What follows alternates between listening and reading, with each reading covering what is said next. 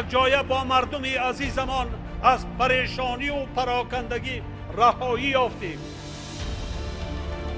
ما تاجیکستان 3 پارچه را به یک دولت واحد تبدیل دادیم.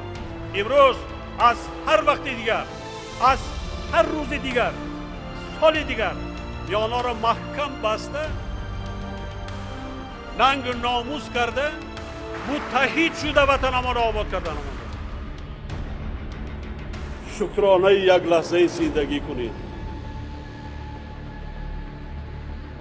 شکرانه یک لحظه زندگی کنیم.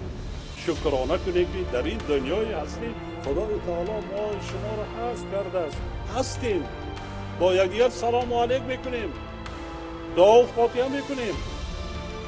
طاعت عبادت میکنیم. اگر نباشیم